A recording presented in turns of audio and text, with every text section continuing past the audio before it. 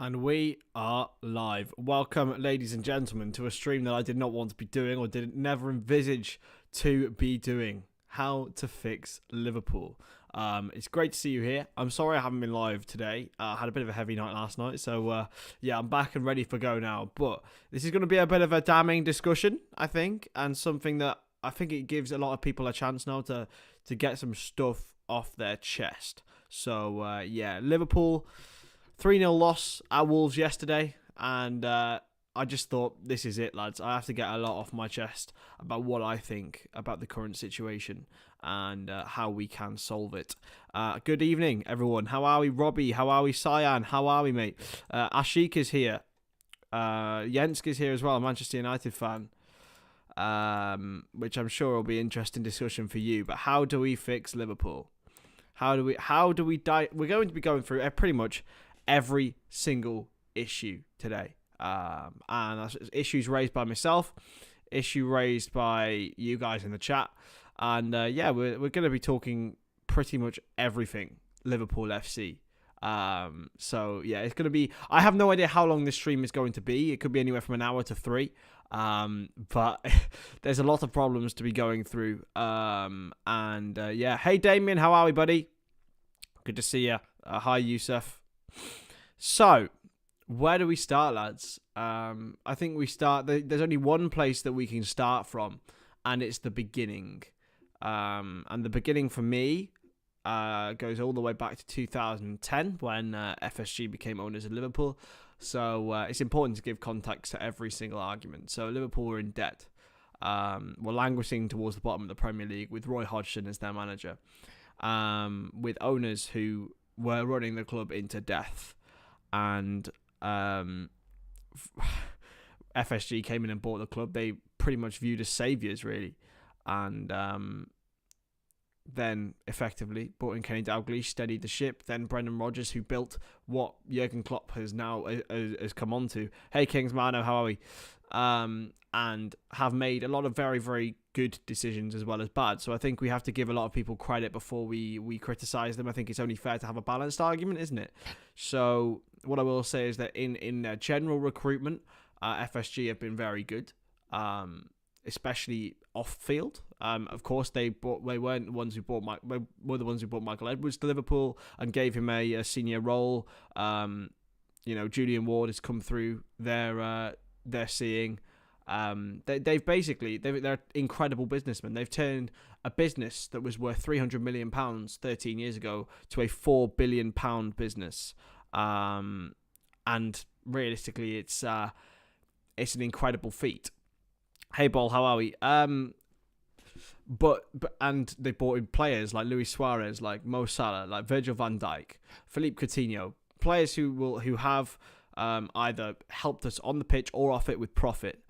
So well done to FSG for that one. Fair play, fair fucks. They've done very well there in the business and getting the right people hired. I mean, Brendan Rodgers, for the time, a lot of people would not have given him a job as high a profile as Liverpool. I know the club was in a little bit of disarray anyway, but to give a young manager a job and an opportunity, we came second in his second season. Fair play, well done. Got in Jurgen Klopp as well, the man to replace him.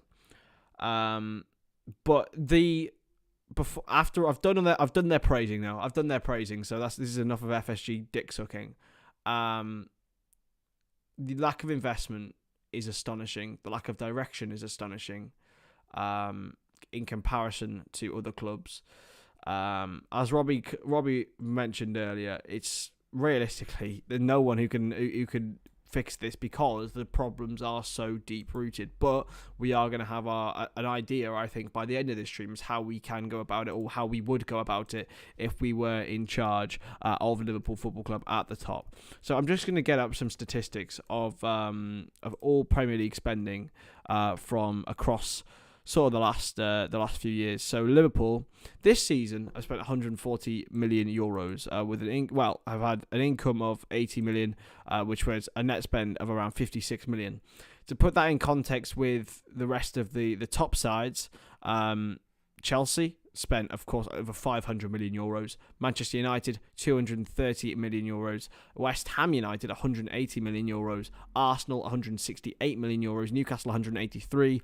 Nottingham Forest, 177. Tottenham, 139. Wolves, 116. So net spend is pretty mid-table, but that's only from this season. I'm going to go all the way back since 2017-18 and to display realistically how shocking the lack of investment has been for Liverpool. Realistically, look, you got Chelsea have spent nearly 3 times the level that Liverpool have. Not that saying this brings success, because spending does not correlate with success, but it does help. Manchester City over $1 billion. Manchester United, 980 million. Arsenal, 839 million. Tottenham, 656. Liverpool have spent 674. Now, there's one caveat to this.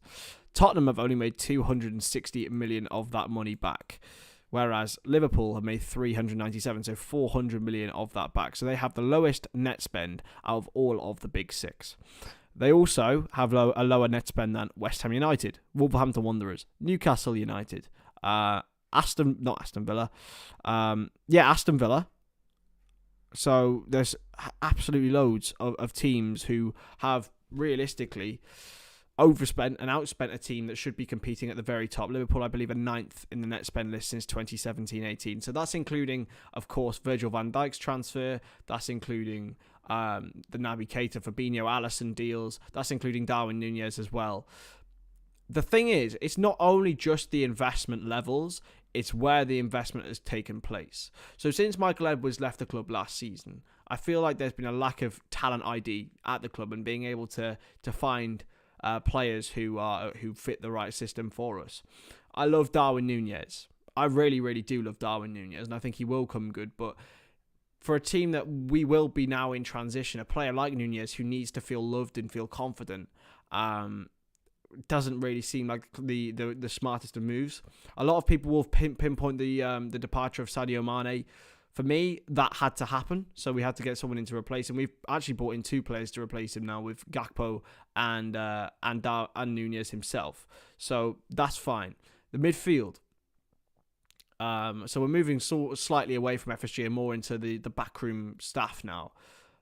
You're looking at Fabinho, who has fallen off a cliff. You've got Artur, who never plays. Henderson's fallen off a cliff. Milner is 55 years old.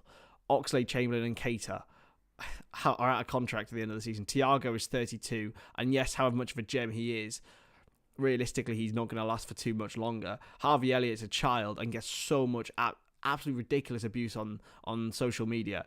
Bajcetic, same thing, except I think at the moment he's a flavour of the month. But you watched that Wolves game yesterday, he was the only one who actually did anything. Curtis Jones is another one who I think gets a lot more disrespect than he deserves, although he's not had the greatest of seasons. So surely that should be identified as an area to recruit, right? And a lot of people have a go at Cody are really, really upset about the signing of Cody Gakpo because he's not the person we wanted. Now, that's not his fault.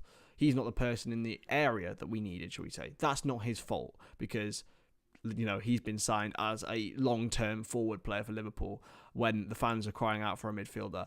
I have no idea why on earth we didn't go and get one, and how the talent ID there was so blatantly stupid in order to not get someone in. But I genuinely hope that we're not putting all our eggs in the Bellingham basket and hoping on that end. But it's realistically, it's absolutely so annoying. Hello. Hey, Granny Dwarf, how are we? Hey, hey Joey. Hey, Robert. Good to see you all. We will go through all your comments as well. I just have a lot to get off my chest. So, in terms of elsewhere, and I will be going detailed into Jurgen Klopp as well and how I think that he is not blameless here and that his job could be at risk. So, everything stinks for me when a manager actively refuses to answer a question from a journalist. Especially when the question itself wasn't even that bad yesterday. And I just feel like it feels like his Rafa's rant moment. So for you guys who are old enough to remember this, Rafa's rant was when Rafa Benitez's entire Liverpool career sort of fell apart, really. And trying to sell Xabi Alonso for Gareth Barry. So Jurgen has had several in the last couple of weeks, which has really concerned me, and it shows someone who's defensive, someone who probably knows that they're in the wrong, someone who knows that he's under pressure, and someone who is breaking. Jurgen is breaking, I think, or he's at breaking point anyway with this football club. And why on earth would he go and verbally attack a journalist? Now, whatever your thoughts on James Pearce, it's not normal for a manager to just to have these sort of altercations with a journalist, especially when the question in hand was not, it wasn't even that bad. As well as that, it also shows that Jurgen's been heavily reading what's been written in the press, especially by James Pearce. Realistically, it shouldn't affect you. And he's always said he doesn't read anything. He doesn't. But he clearly does. He's got to be honest about this now. It's the critique is non-stop. It has to be affecting them. It has to be. We've come out in the last 5 weeks. We've come out in the last 4 or 5 weeks since the World Cup. And he is, realistically, he looked like he's feeling sort of dangerous almost. Since the World Cup, everything is almost on a knife edge. Everything's on eggshells. And that, for me, it creates a toxic atmosphere, which means there's something toxic going behind the scenes. So, moving on from that, I want to continue with the backroom staff theme and go with Pep Lijnders and talk about Pep Lijnders. And I want to discuss the vitriol towards him at the football club.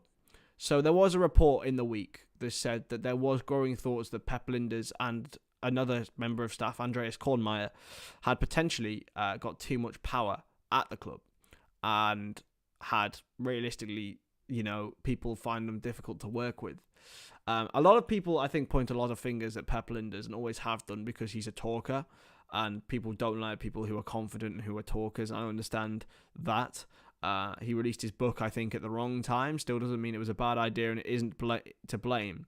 But the issues with when a member of the backroom team has this amount of voice is that they become a celebrity in themselves, and it makes people potentially jealous or potentially not endearing to such staff members. Now, I don't know the truth of this, but also there was rumours at the start of this season with Naby Keita saying that there was issues with behind the scenes with him and the staff. There's also so many other little murmurs that are coming out. It smells like Man United. It really, really does. And it... When United, when Chelsea, when all of this toxicity that you would never have associated with Liverpool and Jurgen Klopp, it always seemed like over the last 5 years of his management, or however long he's been here now, 7 years, right? 7 years of him being in charge of Liverpool, that everyone was on the same page. Now it feels like everyone's on different pages. And I think that's the main thing. So I've always said on my content creation that to have a successful club, you have to have 3 things in line. You have to have the manager and the playing staff. So I count that as 1. You have to have the owners, and you have to have the fans. And if those 3 coincide and are on the same page and are right and they're fixed on what they feel, then that creates a successful atmosphere. At the moment, we have owners who seem to be on a completely different page to the manager for what he wants. The manager seems to be on a completely different page to what the assistant manager thinks, or to what his other staff thinks or do. The recruitment staff are new, and that what really, really stinks is that Julian Ward doesn't feel like he's capable of doing his job. So either that makes him incompetent, or it makes the whole position untenable. Then you have the fans who are completely and utterly divided at the moment. It is the most divided I've ever seen a Liverpool fan base. You have fans attacking each other for being top Reds, bottom Reds, foreign Reds, local Reds. Surely we should be thinking, actually, no, we're Reds and we're supporting this football club that means so much to all of us in different ways. But it's still, on the level playing field, it means exactly the same.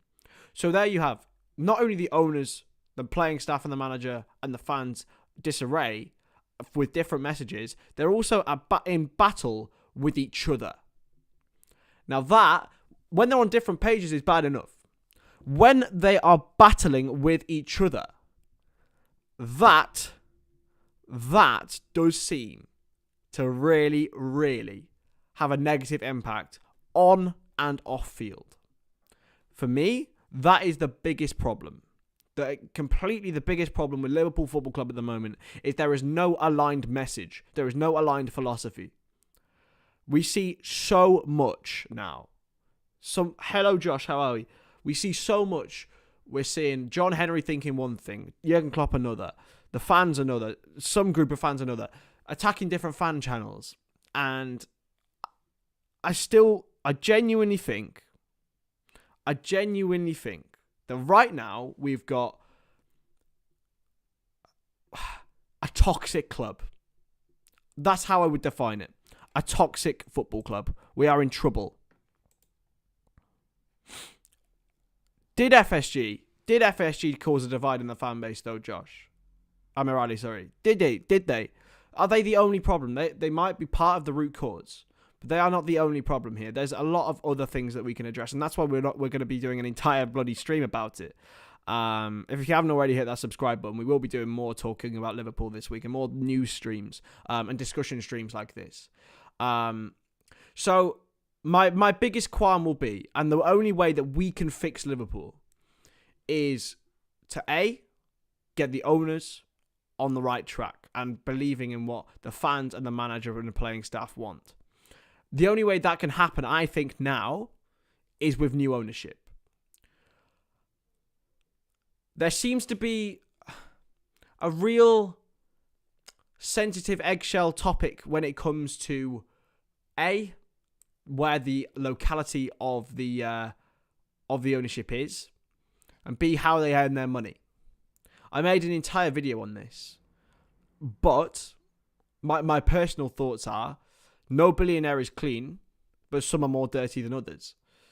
And if you're involved in human rights causing and trafficking, realistically, there should be no way you own a top-level football club. But at the same time, that doesn't mean that just because they're from a Middle Eastern country that they're like that. And I think a lot of people presume that. And then other people, I'm sorry, this is a complete tangent, but people assume sometimes that they don't. Some people just don't want owners from a certain place for xenophobic reasons, which is grim. And some people don't want them because of where they're from. But everyone gets herded and cattled in to the same boat. We don't need this.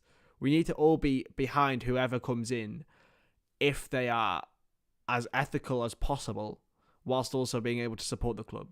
I'll tell you right now that there are some Americans or English people who are just as big a crooks and human rights atrocizers, the same level, and furthermore than people from the Middle East. So we need to write this off now and judge everyone on an individual basis rather than with what colour their flag is, what colour their skin is. It's an individual basis for football owners. That's it. So you need to get the owners on side, the manager and staff. I am in no way Jurgen Klopp out of this football club right now. But I think this public and bullish support is negative. Okay? In entirety, it seems like Jurgen Klopp can do no wrong. Now, he's got some credit in the bank, but it's really, really, really frustrating to me, genuinely frustrating, that people can sometimes find him blameless. He's not blameless in this. He's also not at fault in its entirety. But his job should not be safe right now. We should be discussing Obviously Klopp has had a great spell with Liverpool. Amazing.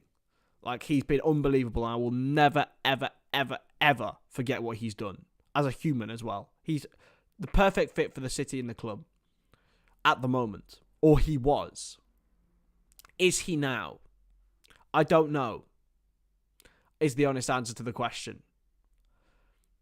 No Liverpool manager has had to deal with this much of a divide in the fan base. There's been worse things that's happened with Liverpool. I mean, there's Hillsborough and Heysel to start with. But in terms of on the field, no one has had to deal with this high level of scrutiny after being so high to catastrophically going to what we're seeing now. Why should Klopp be safe, Ball? Why should he be safe? Let's remove all the sentiment here, okay? And I think every manager has to be judged by this, right? And I'm not suggesting that he should leave, but he shouldn't be safe. No way should he be safe as Liverpool manager right now. No way. He's in 10th position. His attitude in media conferences is stinking, right? And it is stinking. The way he dealt with James Pearce the other day was ridiculous. And being honest, I find it absolutely insulting as a journalist that someone would be taking it that seriously. Like, at the end of the day, it's his job, and he's reporting facts. Especially someone who's been as supportive as James Pearce has. Whatever you think. And also, the results on the pitch do not translate. He should be in trouble. At every other club in the UK, in probably the world, if they've been in the situation that Jurgen has got Liverpool into, he has to be under scrutiny. Absolutely. And if he's not, then I question the running of the football club. We've spoken about loyalty to players. Maybe, are we being too loyal to our manager? That's the question. Are we being too loyal? I don't want him to leave. It'd be the last thing I want right now is Jurgen Klopp to leave Liverpool Football Club. But are we as fans too loyal? Like he potentially was too loyal to some players? I don't know. I'd argue yes. Because no other manager in this country would still be in a job right now. But he is. Because of us and because of the love of the Liverpool fans and the credit in the bank that he's got. Now, this is an absolutely really, really important question. I don't know who we replace him with, okay, but that's a completely different question. He has to be scrutinised. Sir Alex Ferguson had some bad results, Ball, but he would never find himself in 10th position in the league playing the football that we have. He never did. I think everyone loves Jurgen Klopp here. Realistically, even rival fans have real soft spots for him. He's a great human being. He's an absolutely great human being. But seriously, lads, you absolutely have to look at this objectively and think, would, say, Manchester City be sticking with Pep Guardiola if he had played like this season? City have been bad, they've been awful, but they still find themselves in second place. Liverpool have been different levels of shit this year. Like it is quite overt and clear. And that's not his fault, not just his fault, but he's a part of it. He's a root of it. And we are part of a problem if we don't look at it and think of it like this. So he should not be safe. He should not be safe. That's the thing I'm reiterating. If Liverpool finish 10th this season, should we, as fans of this football club, be accepting of that? I don't know. And to use the Sir Alex Ferguson example, Ball, is I think a little bit... It doesn't have the same tendency. It doesn't have the same impact now as it did in the 90s. Now is a lot more hectic in football. There's a lot more responsibility. There's a lot more money. And Sir Alex Ferguson, yes, was close to getting sacked before he won the FA Cup with Manchester United in 1990. But he'd been at the club 4 years. They'd slowly built. They won the FA Cup, then they went and won the league. Fair play. Jurgen's had the success. He's got the credit in the bank. We should trust him. Obviously, we should trust Klopp. But at the end of the day, how can you compare that to Sir Alex Ferguson? That's all I'm saying. So Jurgen should not be safe right now. I don't want him to leave. I trust him to get us back, but he should not be as safe as he is. Because if you're too comfortable, you see what happens. If you're too comfortable in your job, you sit and relax, rest on your laurels. This is what happens. So, yeah, and that's where it comes to the alignment. So I then look at the playing staff, which again is in tune, linked to the owners. I look at a squad who is tired, a squad who has battled. Last season could have been the longest, best ever season, the best ever season of any football club ever. That was the last dance of this squad. And last summer, not this summer, 2022 summer should have been the window that Liverpool strengthened. Talking of Sir Alex Ferguson, what did he always do? Even when his side won titles, always brought in a player or two in a transfer window just to shake things up, not to let people be comfortable and rest on their laurels. That's down to the ownership. To be successful in football is very, very different to being successful in American sports. So in American sports, you're nice and comfortable, you get your franchise money, you make money, more money if you do well, fair play, but you actually do better off finishing last in a draft, last in a league, than you do finishing mid-table. So it was realistically, it's a very, very different and difficult thing for the American ownerships to get in their head. So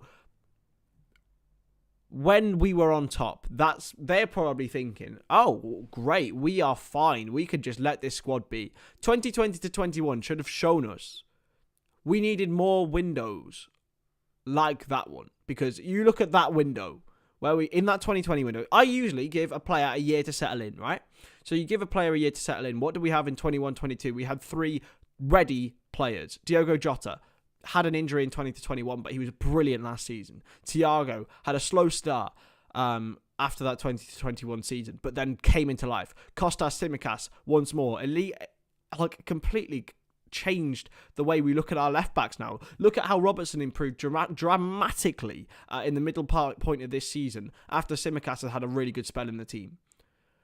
That's the sort of competition we had to do. We needed to have. And those 3 signings, that window for me was a Sir Alex Ferguson window from Liverpool.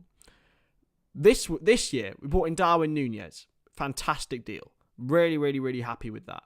You saw Konate come in and he elevated his game the season before. Luis Diaz, another one who, yes, had an instant impact, but still will take time to settle into Liverpool.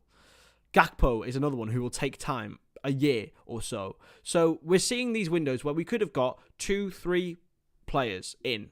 I think that would have been absolutely perfect. But no, after we won the league, that 2019 to 20 season, after we won the Champions League, we ended up buying Harvey Elliott, great deal in the end. Sepp van den Berg, who hasn't really hit the heights, and Adrian as a backup goalkeeper. It's totally and utterly negligent. Because if you take into account the fact that a player takes a year to settle in, then you have to continuously rotate. Otherwise, you end up with a top-heavy squad like this one, which has players who are dragging themselves around that field. I mean, Fabinho looks like he's running through treacle. Jordan Henderson is you can't even define what's going on with him at the moment. Firmino is always injured. Mo Salah looks like he's completely off the boil. Even though he's got 15 goals this season, he looks like he's off the boil a little bit. You've got players like Robertson who, although he's still got the energy, hasn't got the same pace that he had before. Van Dijk is slowly, picking up a few more injuries. Joel Matip, do you watch that game yesterday? Joe Gomez even has had the amount of football of a 28, 29-year-old at 26 and 3 horrible injuries, and he's still being trusted. It's negligent. It's, for example, say we're looking at my house right now. It's like leaving a microwave there that was the top of the range 6 years ago, but it's not got quite the same anymore. It's going to reduce the price of the flat and going to reduce the efficiency, right? It's totally and utterly negligent. So here's how, and you end up having to buy younger players in bulk, younger players who can't settle in. I always use the 1 year example for a player to settle in. Nunez had some great moments. Will need a year. Gakpo will need a year. In my opinion, Carvalho probably needs 2 or 3 years. You're looking at players now who are going to have to take their time, but they're all having to be shoved in to one team because everyone else is over the hill or injured. It's such a difficult subject to discuss about. It's a difficult subject for me because I love these players blindly. And that's part of the issue. I love Roberto Firmino. Should he be getting a new contract? That's up for debate. I love all of the players that won us that league title. Absolutely adore every single one of them for the moments that they provided us. Everyone provided a moment that season. But we've been far, far too loyal to a lot of players who don't deserve it, okay, for their performances over the time. And being honest, we should have moved on the likes of Jordan Henderson, of James Milner, or at least reduced their roles, or moved on. I don't even know. Joel Matip had a great season last season, but his career at Liverpool's been blighted with injury. Joe Gomez has had 3 major injuries. Guys, I don't know what we can think and what we can do in this situation, except look at how it's unravelled and think how to fix it, because there is no quick fix this time. There's no bring in a Konate and everything will be okay. Nathaniel Phillips, right? Bless his poor soul that he's still at Liverpool. He's been wasted. His career's wasted. Yes, he's had some great moments as a Liverpool player, but he should be out there playing regular football. I don't know, lads. And it just creates a complete divide between the fan base, the owners, and the managers and playing staff. That's the main thing I want you guys to take away from this, if you can. Let's have a look. Right, as we said, the owners probably... We'll talk about Qatari ownership more in a bit. So the owners are on one plane where they're looking to sell the club or sell a minority stake. Everyone else, the fans want them to leave. The players, and I imagine the managing and the playing staff want him to leave. So they're already on a different plane. The managers, the playing staff, there's been divide. The fans, there's divide. Lads, it's totally difficult to try and define, and there's no quick fix. So my thoughts is that Liverpool don't need to sell everybody in this summer. They don't need to sell everybody, because that's the last thing that we need, is a squad that's got nobody in it. So this summer, we're looking at, and I'm looking at Naby Keita, over loyalty, yet again, probably because no one would have bought him, but no chance. That transfer's failed. Alex Oxlade-Chamberlain. I mean, do we even have to say anything? James Milner. Play. And by the way, let's talk about business, because Oxlade-Chamberlain and Naby Keita, that is £100 million down the drain. Done. We're talking about players needing money. £100 million was gone on those two. That could have been spent on a much, much more, combative, powerful, fit midfielder that could have actually replaced Jorginho Wijnaldum. And that could have actually, been invested elsewhere and put into the club in a different manner. £100 million, to put it in that perspective, is fucking mental. So that, realistically, you're looking at, oh my God, that's the 3 players going. Nat Phillips, I hope he leaves. He really, really needs to go. I'd keep Jordan Henderson around just to play in that Milner role. Who else would I sell? Matip I would sell. But again, I don't know whether he gets sold or not. But he's got, I think, 2 years left. So you've got a lot of players who need moving on. But the one thing I would say is we need gradual change rather than immediate change. Because if we have immediate change, it will just continue to... It will continue this spiral. If we go out and buy an entire new squad now. You look at Chelsea right now. Chelsea will be good and Chelsea will get better and improve. Chelsea will get better and improve because they've got a lot of new players and they're struggling to really get going. But that's their biggest problem. Once they click, they'll be fine. I think we've got players who can click now. But again, I use that 1 year rule. That 1 year rule. Spencer's asked, what does Carvalho have to do to see the pitch? Yeah. I don't know, to be honest. I've been impressed with Carvalho most of the time he's played. I still think he needs to get stronger, but why not give an opportunity to a young lad? So, we're going to talk about Jurgen Klopp now and about some of the tactical nuances of Liverpool Football Club. Robbie put a comment in earlier which has inspired me with this one, is that he requires players in peak physical condition to play his best football. So... You're looking who at Liverpool Football Club, and I ask you in the chat, please name them. Who at Liverpool Football Club is in their peak physical condition right now? No one. No one. No one is in their peak physical condition. There's only one that I can actually think of, and that's Alisson Becker, our best footballer right now, and he's in goal. He's at the peak age for a goalkeeper. No one else in our football club is at their peak. Konate's not at his peak, yeah? He's a young player. Diaz is crocked.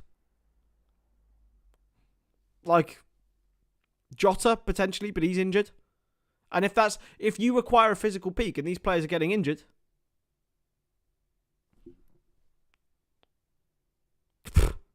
Like, realistically, if you require a player to be in a physical peak, then surely investing in players to be in their physical peak at the right time, so use that 1 year cycle, buy in players who are 22, 23 to get up to that level.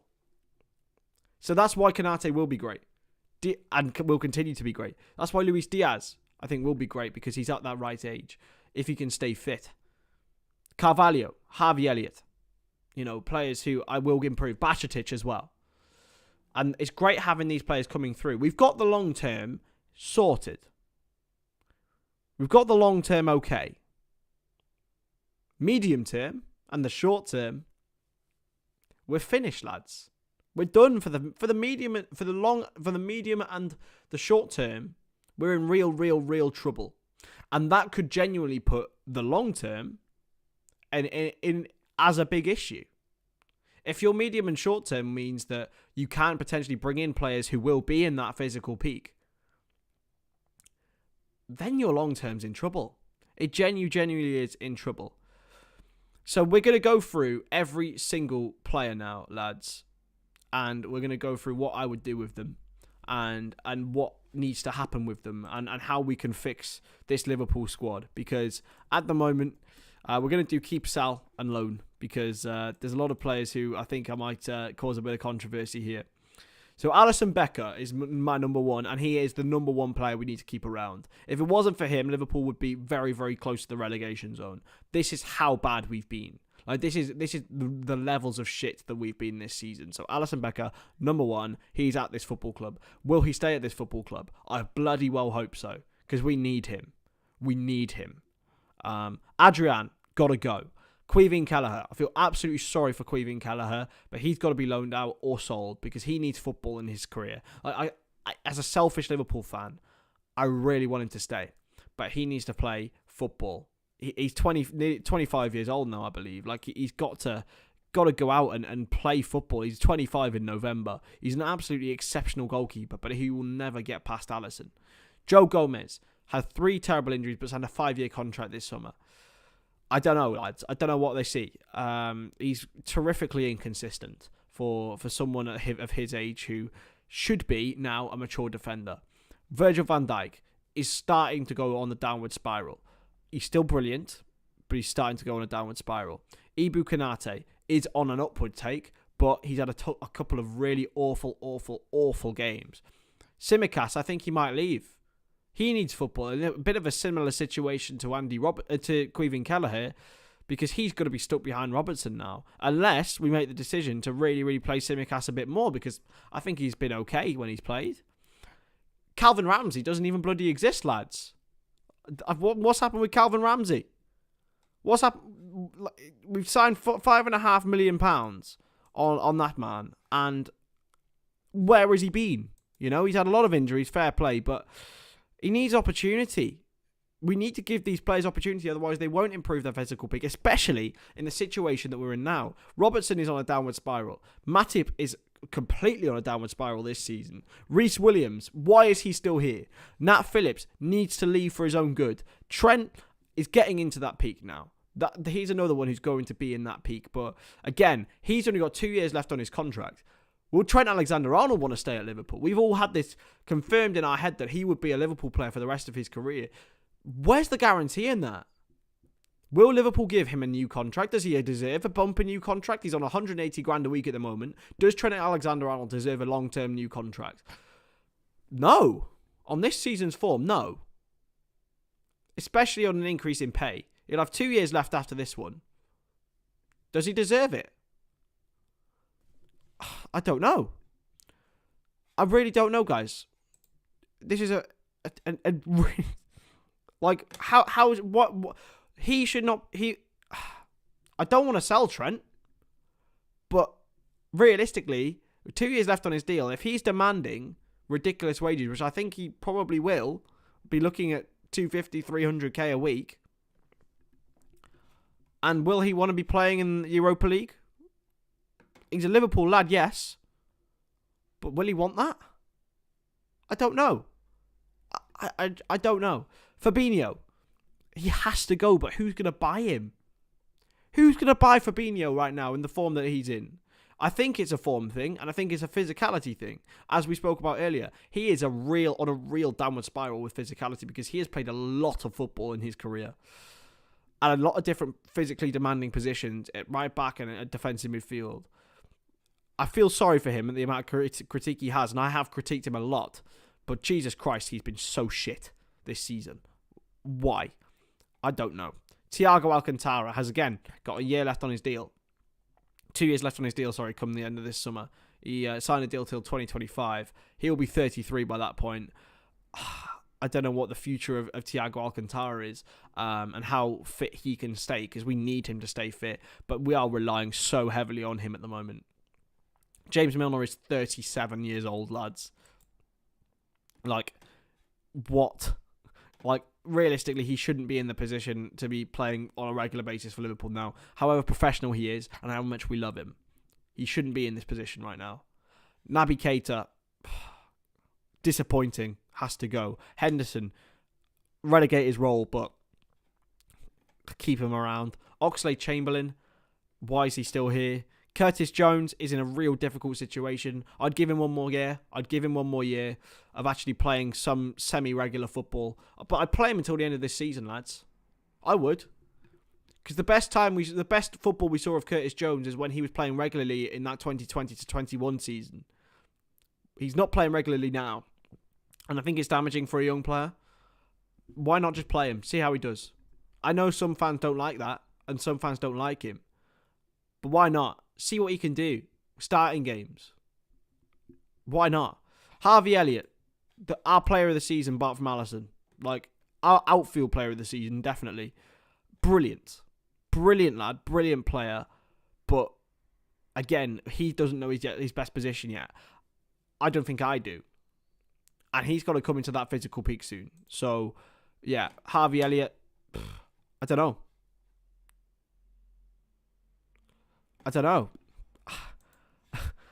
Artur, does he exist? Firmino, right? Bobby Firmino. New contract, I'd be behind it. But we've got we've got probably 7 attackers now in Firmino, Salah, Gakpo, Jota, Diaz, Nunez, and Carvalho. And then you add Elliott. That's 8 attackers. That's good depth. It's the one place we're okay. Mo Salah signed a new contract this summer, lads. Will he want to be playing outside of Europe next season? Well, maybe on the money he's getting, yeah. Cody Gakpo. I think a lot of unnecessary hate is directed towards him. Top player. Will be a top player. Jota. Missed him. But he needs to get fitter. He has a tendency to get injuries at the moment. Diaz. Again, same thing. Big injury. Hopefully it doesn't become a regular thing. Because he's class. We know how class he is. We know how class Darwin Núñez will be. And Carvalho the same. So I keep every one of those around. But I don't know.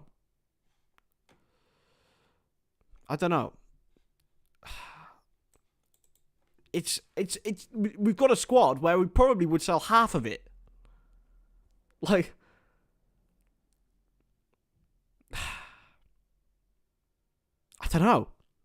And then you have to look at players we can bring in. Now, this is one big problem for me, is that everything has been directed at the Jude Bellingham basket. Why the fuck, and I mean this sincerely, why would Jude Bellingham join Liverpool right now? What is the attraction? There is no attraction to Liverpool Football Club at the moment, apart from the history, apart from the fans. That's it. But footballers don't usually look at that. Footballers are looking at the coach. Is Jurgen going to be there? We don't know. They're looking at the playing staff, which are crocked. Like, you're looking at the infrastructure, which, to be fair, the infrastructure is very good. But there's little attraction about Liverpool in comparison. You look at Man City. You've got, although, I don't like to compare us to them in financial terms, they are a different beast. Real Madrid are Real Madrid. Liverpool are obviously always going to be Liverpool in terms of their stature.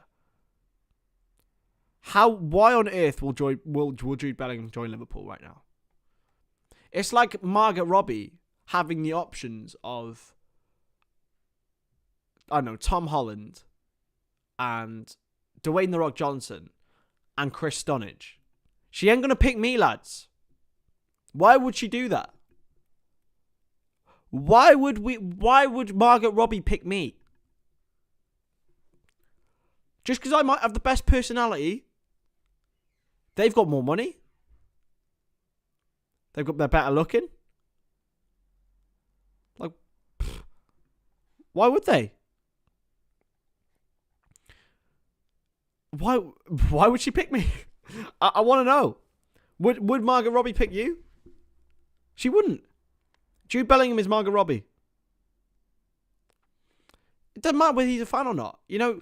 Margot Robbie might be subscribed to this channel right now. Thank you, Amarelli. I appreciate that. But she would not pick me. She would pick Tom Holland. Of course she would. And it's the same case with Jude Bellingham. It's absolutely the same case with Jude Bellingham. Now, unless we can woo him with a lot of financial might, which again comes back to our previous argument about the owners and the fact that they want to sell Liverpool Football Club right now, so why would they put more money in? The only way Liverpool get Jude Bellingham is by paying that and promising that. That's the only way. And I don't see it happening. I just don't. We've posted record profits, but we don't see that money. The only reason, Robbie, that Enzo Fernandez joined Chelsea is A, they're a Premier League team, and B, that. That is it. And Benfica wanted that as well. So Dortmund will want that. Benfica want that. Jude Fernandez want that. They got that from Chelsea. The ownership, in this regard, are not going to give that to Jude Bellingham. There is no way. No way in sweet Lord Jesus hell that Liverpool pay £200 million in the full package for Jude Bellingham. And 150 of that will just be on the transfer fee. Just think about the signing on fee, the wages, the agent's fee. For one player. And then you come to the question, is that financially responsible for Liverpool Football Club right now? Like, is that the reason for Liverpool Football Club right now? Is that when we could be spending, say, on 530 million players or one 150 million player? What do you think? Like, is it financially responsible? When we probably need, how much? How many players did you guys say we needed? 6? How much more money are we going to spend than that?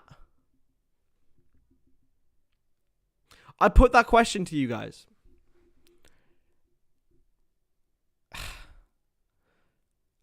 I just find it really, really disconcerting. I would rather, it's just not financially responsible to spend that much money on one player. And then have him on the entirety. Like, have that spent on the entirety of your window. Because there's no way that Liverpool spend over £400 million in the summer. Because if we spend the money on Bellingham, that 150, that it's going to be 150 easily. That's the only way that it's going to happen. Is if Liverpool spend over 400 million and get the players capable in the right positions. I'm sorry, lads. It's not probable. It's not likely because of the reasons we spoke about earlier. The reasons of the fans, the owners, and the players being aligned. The fans, the owners, the players, the manager being aligned. They're not that. And the only way that Liverpool get Jude Bellingham is by having all 4 of those, plus a lot of that. I just think it's illogical. Completely illogical for us to be talking about a player like that. I just don't know. I just don't know about it. And I know a lot of people have this definitive thoughts that he's going to Liverpool. I just think you have to look at the facts. You have to look at the facts put in front of you and think, actually, let's be logical here. That's the thing, Robbie. You're spot on here. The ownership is the pivot point. And not only that, is how much money they're going to be willing to put into the rest of the squad. What do you guys think? Like, you spend the 150 million on Bellingham. You guys say we need another 5 players after that. Another 5 players in different positions. Hey, Mohamed, how are we? Hey, Joe Gomez. 3 mids, a centre-back, a right wing. Right, so let's play this out in our heads, right? So we'll use the ones that Balls just said there. Bellingham, 150 million. Mateus Nunes, 45 million pounds. So that 55, sorry, was the asking price. So that's 200 million. Sander Berge will be what, 25? So that's 230 million on midfielders. You need a centre-back, a top-quality centre-back. That's going to cost you 40 to 50 million pounds. Then you have to get a right wing, which is going to cost you 50, 60 million. So that's already over 300 million pounds. So I don't understand how anyone thinks that we're going to go 150 on one player. Ball, I say to you now, we definitely need a centre-back. 100% need a centre-back. Look at Joel Matip and Joe Gomez yesterday, and you're telling me they're good enough. They're not good enough, lads. Like, not anymore. Not anymore. He's, Joel Matip is done. Joe Gomez is too inconsistent to be a regular starter for Liverpool.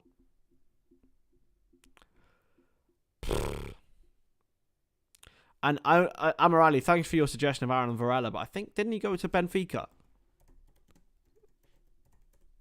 Did he not go to Benfica? No? Or he was looking at going to Benfica anyway. So, but even then, that's a young player. That's a young talent.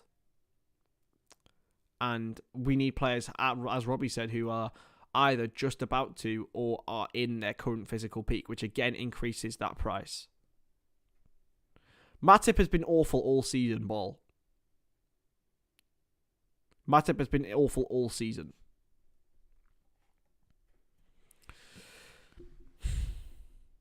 Yeah, it did look like Varela was going to go there. Yeah, so you're looking at, and then the people are saying a right back as well, because Calvin Ramsey hasn't got the top, hasn't been on top form, has always been injured. Gvardiol's a good shout, very, very good shout indeed. So it all comes down to, then, we have to look at what other clubs are doing, because in the media, in football, in being a bin man, in doing whatever you're doing, you have to look at your competition, look at the ones who are performing well. I look at Arsenal right now. I look at Arsenal and I see a team, an owner, and a fan base united because they all had the same philosophy and message. That was what Mikel Arteta instilled, and what Jurgen Klopp did instill at Liverpool for a time, was a belief in young players, a belief in a system, and a belief in a process. We all had belief in the process, and it worked. We've got to change the process we're believing in now, because the process that we're believing in at the moment is shambolic. It's awful. And it needs to change. Liverpool need to change right now. Otherwise, they will have a time being, at the moment. Arsenal fans hated their owners. They don't anymore because they listened. A lot of my Arsenal supporting friends were Kroenke out, and then they listened. They backed Mikel Arteta. They absolutely backed him to the hilt. Liverpool, if we'd have got the level of support and backing that Mikel Arteta has had, that Jurgen Klopp had, we wouldn't be having this conversation. Not at all. Because Arteta had ambitions. He got the players he wanted. It worked. So let's talk about, as Chris has just put in the chat there, sell to buy. Sorry. And this is where it came down to, and where it comes down to, a situation of a consistent movement and buying around players and consistent improvement. Because the sell to buy model only works if you have assets to sell. We sold Minamino this summer. We sold Divock Origi. Well, we let Divock Origi go on a free transfer. We sold Nico Williams, another player to sell. We sold Sadio Mane. And we bought in players to replace them, who are younger, who are different, and all at the same time. Realistically, we should have replaced Divock Origi 3 years ago with a player younger and hungrier. We should have replaced, I don't know, not Nico Williams, because he was a good young talent as well, but being able to push our players through and improve these younger talents so we can sell them on. If we're going to do with this model, if we're going to do the model that we're doing at the moment, the current model, that's the only way. That's the only way it works. And the only teams you see sort of doing that right now are Leipzig and the Red Bull teams, Nice, Rennes, these sort of teams. Not Liverpool. Not Liverpool Football Club. This is an institution of a city, an institution of a country. Not some sort of play project. Not a club that was formed in 2009 like RB Leipzig. Like, those are the sort of teams that do it. And you have to respect them, because when it works brilliantly. They sell players on, they make their money, because they play them and give them opportunity, because it's less pressure with those sort of clubs. Liverpool can't afford to do that, because there's so much pressure on Liverpool as an institution. Scouting and academy hasn't delivered in context with FSG model. I'd say it has in a lot of ways. I mean, look at the amount of players that we've sold from our academy for big money that sometimes haven't even played for the club. But it's not been enough.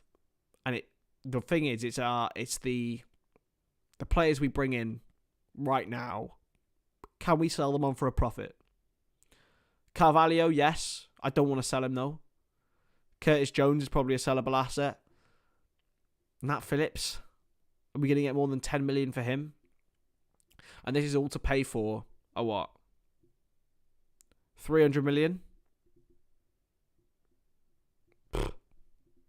How are we going to get 300 million out of this team to sell in order to buy Jude Bellingham and 6 other players? It's a depressing subject, lads. It really, really, really is. And I've spoken about it for a long length, but I'm going to answer some of your questions now and look to talk about this. I wanted to address, actually, because I've just seen Amirali's comment there about Wijnaldum and the replacement for him. So Liverpool, when Gini Wijnaldum left the football club, he was bad. 2020 to 21, Gini Wijnaldum was shit. People need to actually watch football from that season. He was awful. And that's because he'd overplayed the season prior. He'd reached his physical peak and he was pretty much done and dusted then. It's not that we didn't need to sell Wijnaldum. It's the fact that we needed to replace him with a player like Wijnaldum. And we haven't. We still, even after last season, we have to address it. We haven't bought in a good replacement for Gini Wijnaldum. And it's not that we shouldn't have let him go. It's the fact that we genuinely needed a replacement for him. A bit like Fabinho. Yeah, not quite as bad, but still pretty bad. So the failure for a supposed elite scouting team, we're talking some of the best in the world, to identify that we needed a player like Wijnaldum is baffling. Even if it was a player young, even if it was a young midfielder, at that time, we'd now be seeing them come into their peak, or at least coming towards their peak. So the failure of them to identify that at the time is ridiculous. The failure that people are not identifying the fact that we needed one last summer was shocking, or even the summer before that. It is totally worrying. And you say Bellingham ball, but he's just not going to come, is he? Why would he come? Why would he? As we've had this discussion already. There has to be somebody, there had to have been somebody available in 2020 to 21, a central midfielder who was available to replace Wijnaldum. Rodrigo de Paul from Atletico Madrid, who was at Udinese at the time, would have been absolutely perfect at that time. Younger, more hungry players at that sort of moment as well. These players who are sort of 19, 20, 21, yeah, might cost you 25, 30 million, but might save you 50 in the future. Like, there's no identification, there's no alignment, there's nothing. There's nothing there. And that's why we're in a genuinely worrying position at the moment. If you haven't already hit that subscribe button, then please do. We're trying to get to 1,000 as soon as we can. But this is how now we have to sit here and finalize this discussion, because it's making me depressed. This is how I would fix Liverpool. If I was God and I could play God, I would ask the owners and this is the owners need to sell. The manager needs to rethink and reshuffle his coaching staff. Don't forget, Sir Alex Ferguson did it. Rennie Moulenstein and Mike Phelan and loads of different coaching staff came through. The manager needs to reshuffle his coaching staff. And the manager needs to worry about his position. We need a reshuffle in the playing staff. We need a reshuffle in the fan base. The fan base is the most poisonous culture at Liverpool at the moment that I've ever seen it.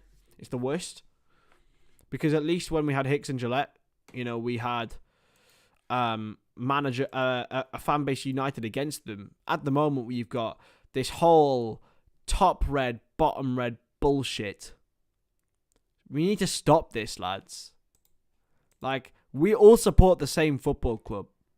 We all want Liverpool to succeed. I just fucking hate how everyone is always up and against each other all the time, when the last thing that this club needs is division right now. And it's not either side's to blame more, whether it's local fans or foreign fans or I don't even know. I don't even care. Or, fans who want Qatari ownership, fans who don't. We all care about the future of this football club. So let's start fucking acting like it. Because for me, no one, not a single body or party in this situation, and not a single body or party in this situation have less blame than the other. So take some responsibility, move on, and this club will get in a better place. It definitely will. Anyway, I've finished. That's my part done. I'm going to hand it over to you guys now, and I'm going to answer some of your questions. So, would Gerrard do a better job at this team? Absolutely not. No way. The only way I would even think about hiring Steven Gerrard is a bit in a similar way to Dalglish when he came to Liverpool. Caicedo before Brighton, yeah, Phil, I thought about that. Tyler Adams even. So, yeah, put your opinions in, guys. Ask your questions in. We'll stay on for another 15 to 20 minutes. And, yeah. I want actually, before I do, I'm going to talk about the relationship with the press. Okay? As a member of the press myself, someone who studies the relationship between managers and press as well, I find it extremely important, and you have to in this modern age to have a real connection and be able to relay your values with the press. I'd say Jurgen Klopp has been a master of that during his time, but at the moment he looks a broken man. And when you hit out at a journalist like he did against James Pearce the other day, it's one of the biggest jobs as a football manager, in my opinion, is to keep the press happy and to keep the connection between the fans and the club ASAP. Julian Ward out immediately, should have gone as soon as he resigned. How the hell can he sell the dream to targets and forward plan? Exactly. Julian Ward clearly feels unable to do his job. He clearly feels that he's not particularly at this moment in time having the capability to perform his role to the best of his ability. As I said earlier, it's either down to him as a competent worker or it's down to the project he's working in.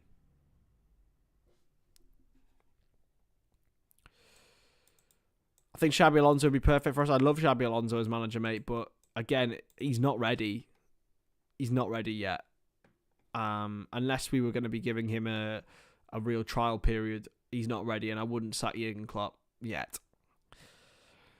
What about the 7-year thing, Chris? Do you think it's the reason we've fallen this season? He was leaving this year before he signed a $15 million a year contract. I think that is a load of bollocks, the whole 7-year thing. Obviously, coincidence happens and stuff. I think the whole issue with it being the 7 years And the only issue with the 7 years actually is the fact that there haven't been continued investment throughout those 7 years. So it's difficult to judge him at this point in that role. So no, I don't think it is. I think it's to the fact that at the moment, Liverpool are just in a real crisis on and off field. Balls up. Why does anyone care about the press? They're just there to make headlines. Much more important to have a connection with the fans, and Klopp has that, Chris. He does have a connection with the fans, but that's largely down to the positive press that he's had. The press is absolutely vital for Liverpool, for football in general at the moment, across the entirety of the 21st century. It's become growingly more and more important. More and more important that a club has a good relationship with the press, and the right relationship, not too open, not too closed. Some good coverage, some bad. The right to be called out and the right to respect a club's wishes. It's huge. It's a huge relationship to have. Absolutely. If we go into next season with FSG still in place, what do the next couple of seasons look like?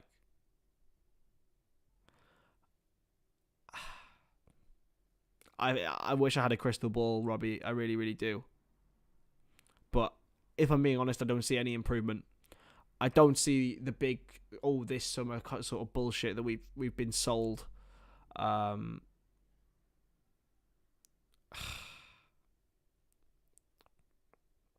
We've been sold this whole Bellingham bullshit. Like, I don't know. I just don't see us having a major investment this summer. As it's always been next summer, this whole PR thing. It's bleak. It is bleak. It genuinely is. It's a hard thing to think about something that we all care so much about. And as Simon says, until new owners change, can't see an improvement. I think you're probably right there, buddy. I think you're probably right. Anyway, that's a super depressing stream, isn't it? Hey, Minecraft gamers. It's a super depressing stream. But thank you all for the support. Hit that subscribe button if you haven't already. I will be live, I believe, on Tuesday for the Wrexham game, which we're going to be a little bit more positive. But I'm going to see what else I will be doing this week. Tuesday is Sheffield United v Wrexham, the replay. I'll also be live then on Sunday for Leeds United against Man United, Man City against Aston Villa, and the Super Bowl. So it's going to be an absolutely mental day on Sunday. But there's not going to be much else because I'm away on Saturday. So I'll be doing loads and loads of pre-recorded videos, potentially putting out some podcasts as well, which is going to be really, really good. But anyway, I will catch you in the next stream, guys. I'll see you soon. Jesus Christ. It's a bit of a depressing one, but we had to address everything. And make sure, if you haven't already, please hit that subscribe button. It means so much to us. And yeah, I'll catch you later. Bye-bye.